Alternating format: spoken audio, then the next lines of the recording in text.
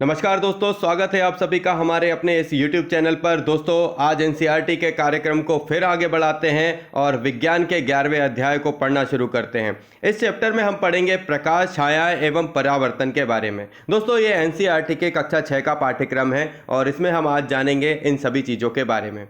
हम अपने चारों ओर अनेक प्रकार की रंग बिरंगी वस्तुएं देखते हैं। मतलब जो हमारा एटमॉस्फेयर है उसके चारों तरफ हम क्या देखते हैं, कुछ अलग प्रकार के रंग बिरंगे चीज़ों को हम देखते हैं। स्कूल जाते समय हम अनेक वस्तुएं देखते हैं, जैसे कारें, बसें, साइकिल, वृक्ष, जंतु तथा कभी कभी हम पुष्प देखते हैं जो रंग बिरंगे होते हैं। अपने विचार से हम इन वस्तुओं को कैसे देखते हैं, कैसे समझते हैं, इनके आगे हम जानते हैं। रात्रि के समय जब पूर्ण अंधकार हो तब इन्हीं स्थानों के बारे में विचार करिए। क्या आप देखेंगे? मान लीजिए रात्रि के समय आप पूर्णतः अंधेरे कमरे में जाते हैं और क्या आप कमरे में रखी हुई किसी भी वस्तु को देख पाते हैं? लेकिन जब आप कोई टार्च या मोमबत्ती जलाते हैं तो कमरे में रखी हुई वस्तुओं को देख सकते हैं, लेकिन अंधेरे में हमें कुछ नज़र नहीं आता। क्या ऐसा नहीं है? बिना प्रकाश के वस्तुओं को देख नहीं सकते। प्रकाश वस्तुओं को देखने में हमारी सहायता करता है। टार्च का बल्ब एक ऐसी वस्तु है जो स्वयं प्रकाश देता है। सूर्य आकाश में एक ऐसा पिंड है जो पृथ्वी को प्रकाशित करता है। दिन के समय हम इसी प्रकाश से वस्तुओं को देखते हैं। जो वस्तुएं सूर्य की तरह स्वयं प्रकाश का उत्सर्जन करती हैं उन्हें दीप्त कहते हैं। दीप्त पिंड कहलाते हैं वो, मतलब जिनमें सेल्फ जो होता है, स्वयं का प्रकाश होता है, मतलब सेल्फ एनलाइटमेंट। तो जिनमें खुद का लाइट होता है, मतलब सेल्फ प्रकाश होता है, जो खुद प्रकाश उत्सर्जन कर सकते हैं, वो क्या कहलाते हैं? दीप्त पिंड कहलाते हैं।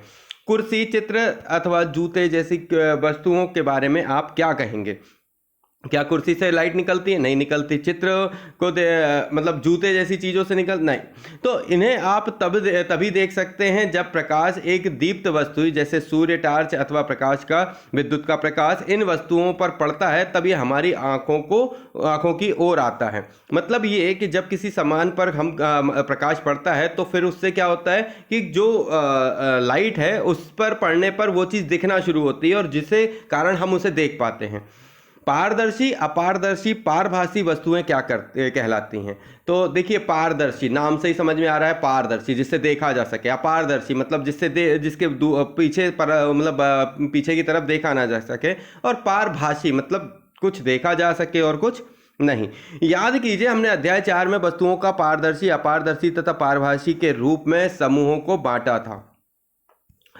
यदि हम किसी वस्तु के आर पार नहीं देख सकते तो वह अपारदर्शी है। यदि आप किसी वस्तु के आर पार देख सकते हैं तो वस्तु प्रकाश को अपने अंदर से होकर जाने देती है, ऐसी वस्तु को हम पारदर्शी कहते हैं। कुछ वस्तुएं से आर पार देख तो सकते हैं पर बहुत स्पष्ट नहीं, ऐसी वस्तुओं को हम पारभासी कहते हैं। आइए क्रियाकलाप से इसको समझते हैं। अपने चारों ओर देखिए और दैनिक जीवन की जितनी अधिक से अधिक वस्तुएं एकत्र कर सकते हैं कीजिए, जैसे रबड़, plastic, scale, pen, pencil, notebook, कागज की शीट, अनुरेखण कागज अथवा कपड़े का टुकड़ा। इन सभी वस्तुओं के आर पार किसी दूर रखी हुई वस्तु को देखने का प्रयास करिए। क्या दूर रखी हुई वस्तु से आने वाला प्रकाश इन वस्तुओं को आर पार चलकर उनकी आंखों तक पहुंच पाता है?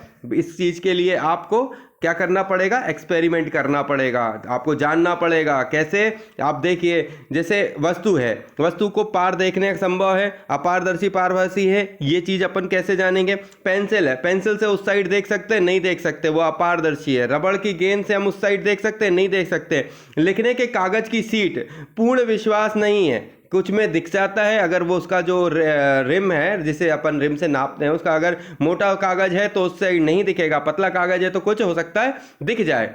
तो ये एक एक्सरसाइज है जिसको अपन को करना पड़ेगा जानने के लिए कि मटेरियल पारदर्शी है, अपारदर्शी है, पारभासी है। अब हम देखते हैं कि किसी वस्तु तथा पदार्थ का अपारदर्शी, पारभासी और पारदर्शी होना उस पर निर्भर करता है। वह वस्तु अपने अंदर से होकर प्रकाश का पूर्णतः आंशिक या बिल्कुल नहीं गुजरने देती। इस चीज को वो वस्तु पर डिपेंडेंसी रहती है कि वस्तु कैसी है। आइए जानते हैं 11.2 के बारे में। छायाएं वास्तव में क्या होती हैं? छायाएं वास्तव में क्या होती हैं? छाया है ना, ठीक है। क्रियाकलाप 2। अब प्रत्येक अपारदर्शी वस्तु को धूप में जमीन से कुछ ऊंचाई पर एक करके पकड़िए। धरती पर आप क्या देखते हैं? आप जानते हैं कि धरती पर बने ये गहरे काले धब्बे वस्तुओं की छाया के कारण है। कभी कभी आप वस्तु की छाया देखकर वस्तु को पहचान सकते हैं। मैदान में कागज की एक शीट बिछाइए। किसी सामान्य जानकारी अपारदर्शी वस्तु को किसी ऊंचाई पर कभी कभी वस्तु की छाया वस्तु की आकृति के बारे में बताती है ना। तो आगे बढ़ते हैं।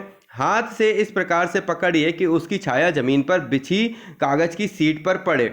जब आप वस्तु को पकड़े हुए हों तो उस समय अपने किसी मित्र से छाया की बाहरी रेखा खींचने के लिए कहिए।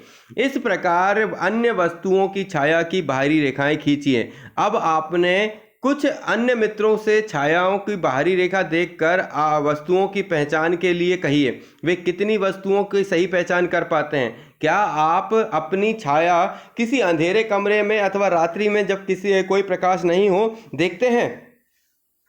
ऐसा पॉसिबल है कि आपको अंधेरे में आपकी छाया दिख जाए? भूत भूत दिखने लगेगा नहीं तो। क्या आपको उस समय भी कोई छाया दिखाई देती है? नहीं देती। जब कमरे में प्रकाश स्रोत के अतिरिक्त अन्य कुछ नहीं होता है तो ऐसा प्रतीत होता है कि छाया देखने के लिए हमें कोई प्रकाश स्रोत या प्रकाश के पथ की कोई अपारदर्शी वस्तु चाहिए। क्या इसके अतिरिक्त कोई अन्य वस्तु भी चाहिए? नहीं।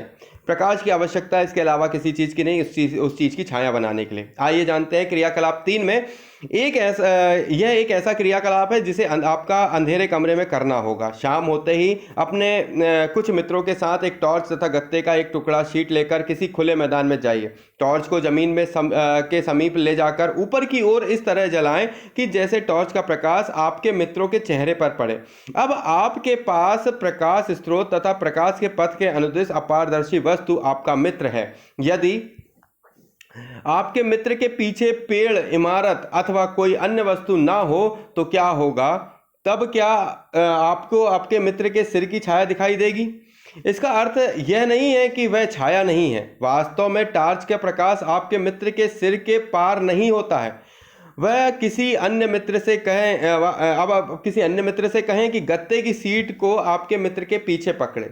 अब क्या अब छाया सीट पर बनती है? हाँ।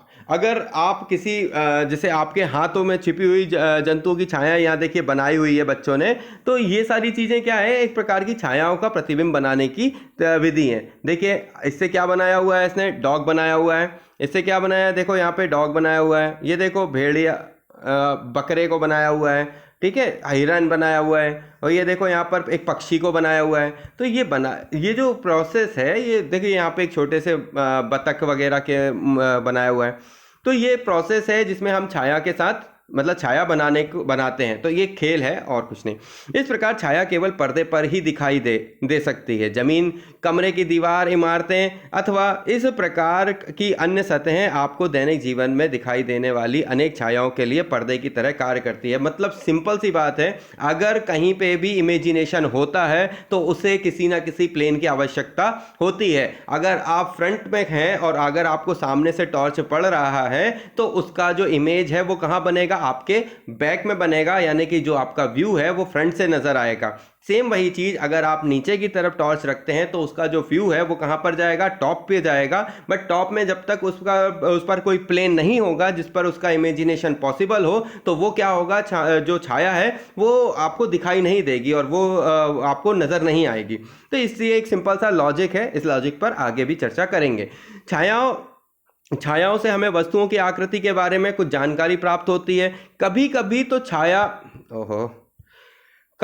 तो छाया हम सभी को वस्तु की आकृति के बारे में भ्रमित कर सकती है। चित्र 11.4 में कुछ छायाएं दिखाई गई हैं जिन्हें हम अपने हाथों से बनाकर विविध जानवरों की छाया होने का भ्रम उत्पन्न कर सकते हैं। है ना ये मजेदार बात? बिल्कुल, देखिए कितनी बढ़िया मजेदार बात थी जो अभी मैं अपन ने बात करी। क्रियाकलाप 4 देखते हैं। स्कूल के मैदान में धूप में एक कुर्सी रखिए। आप कुर्सी की छाया से आप क्या अवलोकन करते हैं? देखिए, क्या छाया से कुर्सी की सही आकृति का ज्ञान होता है? यदि आप कुर्सी को थोड़ा सा घुमा दें तो कुर्सी की छाया की आकृति में किस प्रकार का परिवर्तन होता है? एक पतला नोटबुक लेकर उसकी छाया को देखिए। इसके पश्चात एक आयताकार डब्बा लीजिए और उसकी छाया देखिए। क्या दोनों छायाएं समान आकृति की प्रतीत होती हैं? विभिन्न रंगों के पुष्प अथवा अन्य वस्तुएं लेकर इसकी छायाओं का अवलोकन करिए। उदाहरण के लिए लाल गुलाब अथवा पीला गुलाब ले सकते हैं। जब वस्तुओं के रंग भिन्न भिन्न होते हैं तो क्या उनकी छाया भी रंग भी भिन्न भिन्न दिखाई पड़ते हैं? नहीं, एक जैसा रंग होता है छाया का, ब्लैक।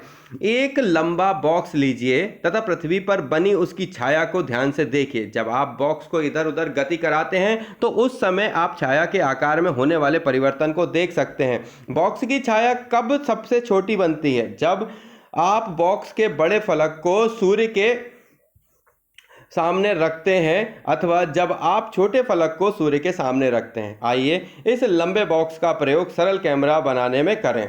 सूक्ष्म छिद्र कैमरा। निसंदेह कैमरा बनाने के लिए हमें बहुत सी जटिल सामग्री चाहिए, लेकिन यदि हम केवल सरल सूची छिद्र कैमरा ही बनाना चाहते हैं तब ऐसा नहीं है। आइए क्रियाकलाप से इस काम को करते हैं। क्रियाकलाप 5। 2 ऐसे बॉक्स लीजिए जिनमें से एक बॉक्स दूसरे के भीतर बिना अंतराल के खिसक सके। दोनों बॉक्सों का एक एक छोटा फलक काट दीजिए। बड़ा बॉक्स लेकर इसके दूसरे छोटे फलक के बीचों बीच एक छोटा छिद्र बनाइए। इस प्रकार छोटे बॉक्स से दूसरे छोटे फलक में एक वर्गाकार आकृति, मतलब जो लगभग 5 सेंटीमीटर से 6 सेंटीमीटर हो, काटिए। इस कटे भाग पर ड्रेसिंग पेपर पारभासी पर्दा चिपका कर ढक दीजिए। छोटे बॉक्स को बड़े बॉक्स में इस प्रकार खिसकाइए कि छोटे बॉक्स का पारभासी ड्रेसिंग पेपर वाला पर्दा बड़े बॉक्स के भीतर हो और आपका सूची छिद्र कैमरा उपयोग के लिए तैयार है। सूची छिद्र कैमरे को देखो बनाया है। इसमें एक जो बॉक्स है ए और एक है बॉक्स बी, ये ए है और ये बी। अब क्या है, इसको ए को अपन क्या करेंगे, ये ए बी और ये सी। अब अपन इसको क्या कर रहे हैं, इसको स्टेबल रख रहे हैं और इसके अंदर इस चीज़ का क्या मूवमेंट कराएंगे। ये जो है वो कहाँ पर, यहाँ पर अंदर, तो इस तरीके से क्या होगा, ये मूवमेंट करेगा। अब यहाँ पर अपन ने जो पारभासी क्या लगाया हुआ है, देखो अपन ने यहाँ पे पारभासी ट्रेसिंग पेपर लगाया है। अब ट्रेसिंग पेपर क्या होता है भाई? ट्रेसिंग पेपर होता है जिसमें अपन किसी भी इमेज को बनाने के लिए उसके ऊपर उसे रख के ट्रेस कर सकते हैं, इसे ट्रेसिंग पेपर बोलते हैं। कुछ लोगों के पास ट्रेसिंग पेपर नहीं होता है तो उसके लिए क्या सलाह दी जाती है, ऑल नोन, इसके लिए सलाह दी जाती है कि थोड़ा कागज लें और उसके ऊपर थोड़ा ऑयल लगा लें तो वो क्या हो जाता है, पारभासी हो जाता है ना। तो एक वो तरीका है, बट बेहतर तरीका ट्रेसिंग पेपर लें अगर इसे करना है तो। काले रंग के डब्बे से ढक, अब इसे काले रंग के कपड़े से ढक लीजिए। अब सूची छिद्र कैमरे से दूसरी ओर वस्तु जैसे पेड़ अथवा इमारतों को देखने का प्रयत्न करें। सुनिश्चित करें कि जिस वस्तु को आप सूची छिद्र कैमरे से देखना चाहते हैं वह सूर्य की तेज धूप में रखी हो। अब छोटे बॉक्स को सूची के छिद्र बने बड़े बॉक्स से आगे पीछे तक तब तक खिसकाइए जब तक दूसरे छोर पर लगे हुए ट्रेसिंग पेपर पर तस्वीर ना मिले। क्या सूची छिद्र कैमरे के प्रतिबिंब अपनी छायाओं से भिन्न है? सूची छिद्र कैमरे से सूर्य के तीव्र प्रकाश से सड़क पर गतिमान वाहनों एवं व्यक्तियों को देखें। क्या कैमरे के द्वारा देखे गए चित्र दूसरी ओर से वस्तुओं के रंगों को दर्शाते हैं? क्या प्रतिबिंब सीधे हैं अथवा उल्टे? आश्चर्य। आइए अब अपनी सूची छिद्र कैमरे से सूर्य का प्रतिबिंब बनाएं। इसके लिए हमें थोड़ी सी भिन्न व्यवस्था चाहिए। हमें गत्ते की एक बड़ी सीट चाहिए जिसके मध्य में छोटा सा सूची छिद्र हो। गत्ते की सीट को सूर्य की तरफ इस तरह पकड़ें कि उसका छाया चाप क्षेत्र में बने। क्या आप सूर्य का वृत्ताकार प्रतिबिंब गत्ते की शीट की छाया के मध्य में देखते हैं? अपनी जगह से सूर्य ग्रहण के समय सूर्य की सूची छिद्र प्रतिबिंब देखें। सूर्य ग्रहण से पहले सूची छिद्र तथा पर्दे को इस तरह से व्यवस्थित करें कि सूर्य का प्रतिबिंब पर्दे पर साफ बने। सूर्य ग्रहण आरंभ होने पर सूर्य का प्रतिबिंब देखें।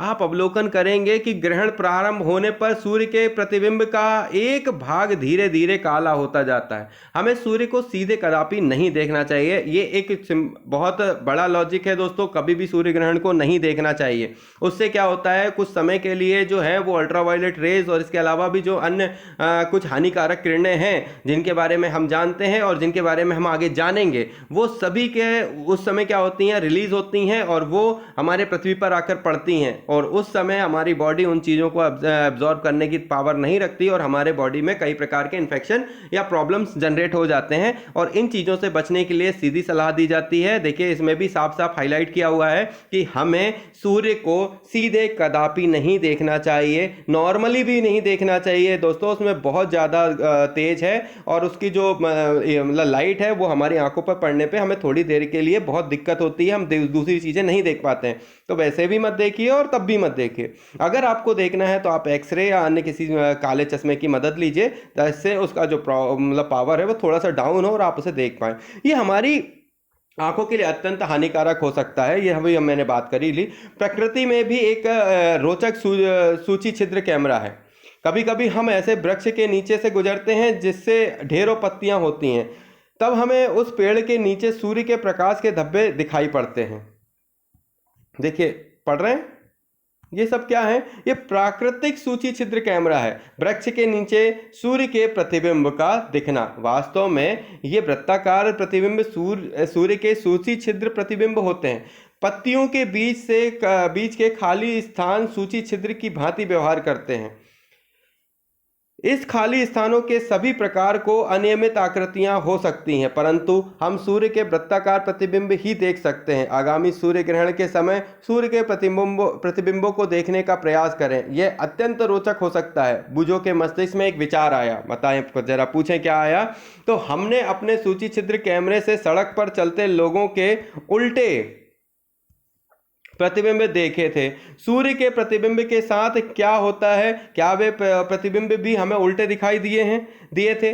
पहेली का कुछ अन्य विचार है। निश्चय ही ये सब परिणाम जो हम देख रहे हैं, जैसे छायाओं का बनना, सूची छिद्र प्रतिबिंब आदि, तभी संभव है जब प्रकाश केवल सरल रेखा में गमन करे। बिल्कुल सही बात है। जो लाइट होती है वो क्या होती है? स्ट्रेट लाइन में स्ट्रेटली कवर कर चलती है, इसलिए अपन क्या बोल सकते हैं? प्रकाश क्या है? सरल रेखा में गति करता है ना, कुलियों में मुड़ता नहीं है, ठीक है, सीधा सीधा चलता है हाईवे पे, ठीक है, मतलब सिंपल एक सरल रेखा में गति करता है। क्रियाकलाप 6 शुरू करते हैं।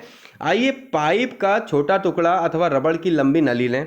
कमरे में एक तरफ एक मोमबत्ती जलाकर मेज के ऊपर रखें। अब कमरे में दूसरी तरफ खड़े होकर पाइप से मोमबत्ती को देखें। क्या मोमबत्ती दिखाई देती है? जब आप मोमबत्ती को देख रहे हो तब पाइप को थोड़ा सा मोड़िए। क्या अब मोमबत्ती दिखाई देती है? पाइप को आपने दाईं या बाईं ओर घुमाइए। क्या अब मोमबत्ती देख सकते हैं?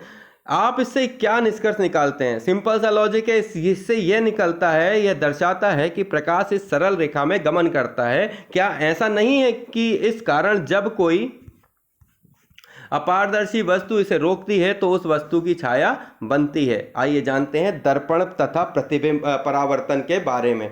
हम सभी घर पर दर्पणों का प्रयोग करते हैं।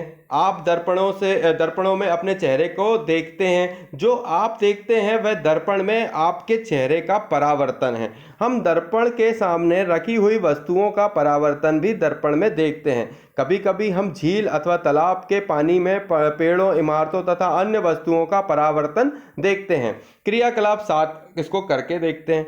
यह क्रियाकलाप रात्रि के समय अथवा एक अंधेरे कमरे में किया जाना चाहिए। अपने किसी मित्र से कहिए कि वह एक हाथ में दर्पण लेकर कमरे के एक कोने में खड़ा हो जाए।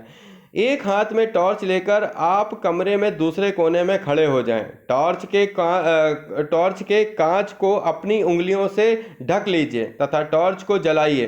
किरण पुंज प्राप्त करने के लिए अपनी उंगलियों के बीच कुछ जगह छोड़ें। प्रकाश पुंज को देखिए कितना बढ़िया दिख रहा है यहाँ पे। प्रकाश पुंज को आगे पढ़ते हैं अपन।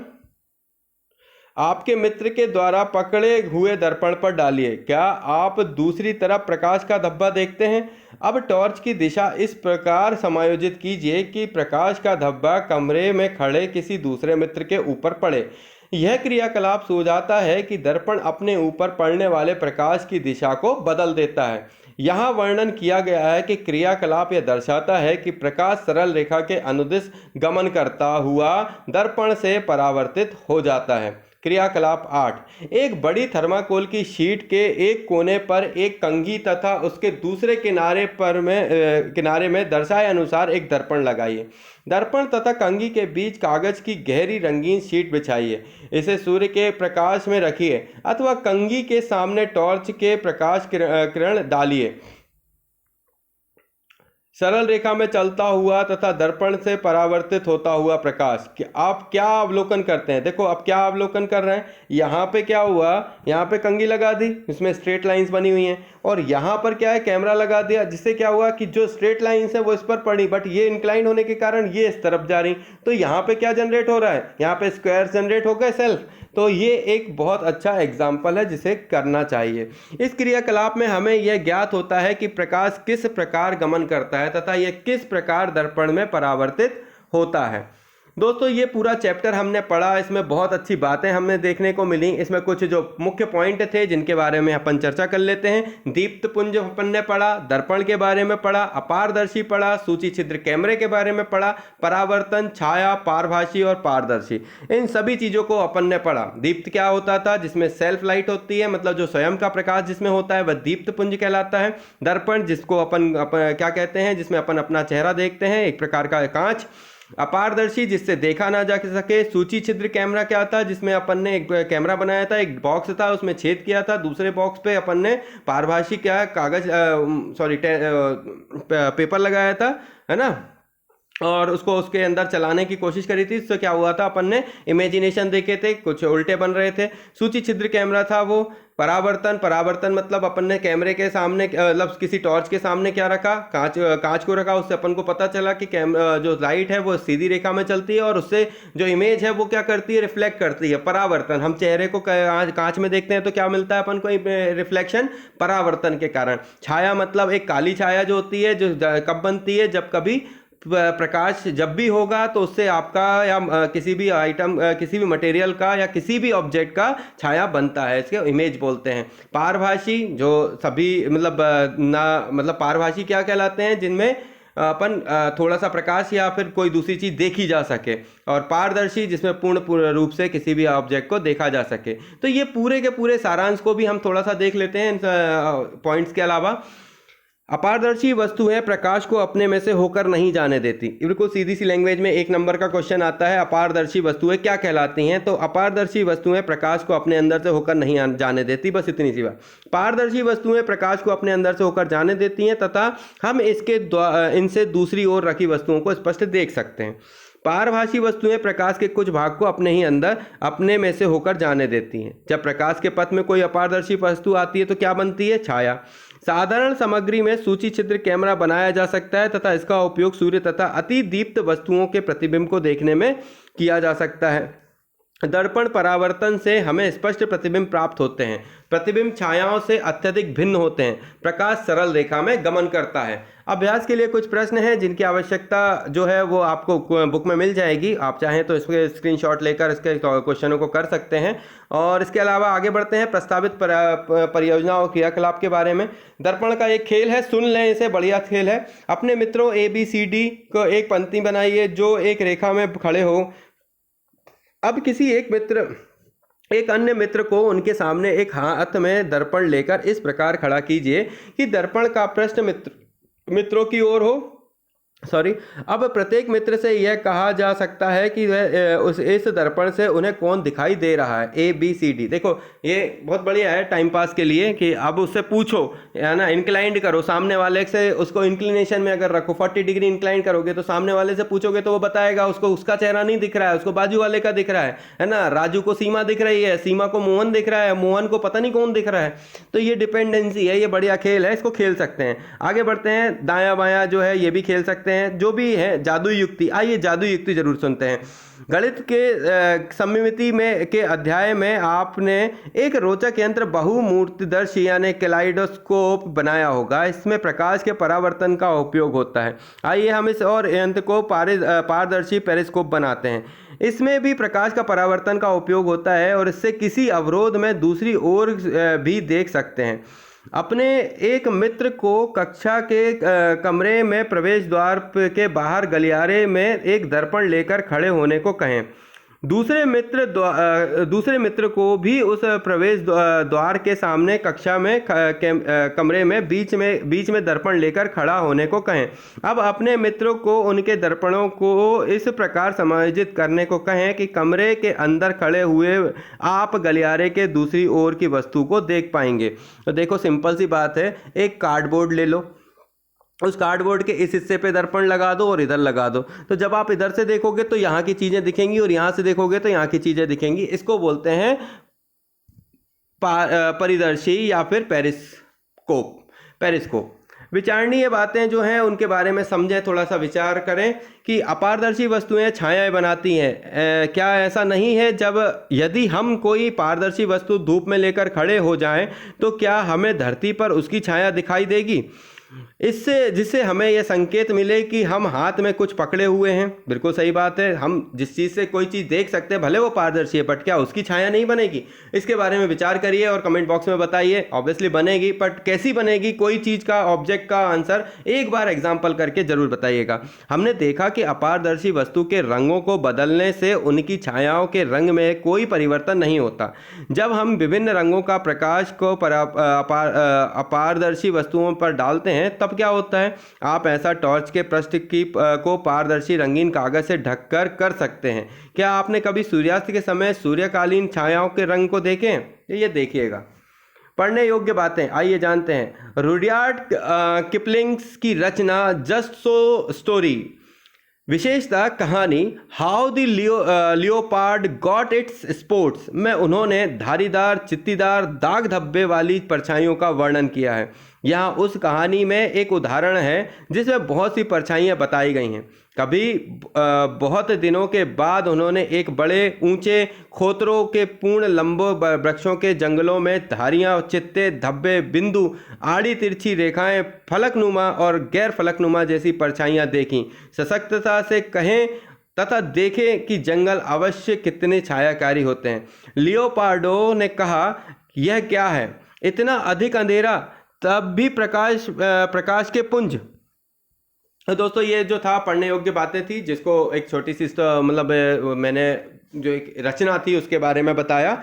इस पूरे चैप्टर के बारे में पढ़ा, इसमें हमने जो सारांश था उसको भी पढ़ा, बहुत सारी अच्छी बातें हमने जानी। एनसीईआरटी का ये जो क्रम है ये लगातार जारी रहेगा। अभी हम विज्ञान विषय पर हैं और जल्द ही हम आगे बढ़ेंगे, क्लास 7th में आएंगे और इस 7th क्लास में हम इनसे जुड़ी हुई है जो चैप्टर हैं उनको शुरू करेंगे। दोस्तों आप भी हमारे साथ बने रहिए और आपके मित्रों तक हमारे इस चैनल को शेयर करिए, लाइक करिए और सब्सक्राइब ज़रूर करिएगा। दोस्तों हम और ऐसे ही अच्छे वीडियो लेकर आते रहेंगे, तब तक जब तक कुछ खास नया नहीं है। दीजिए इजाज़त। जय हिंद, जय भारत। थैंक यू दोस्तों।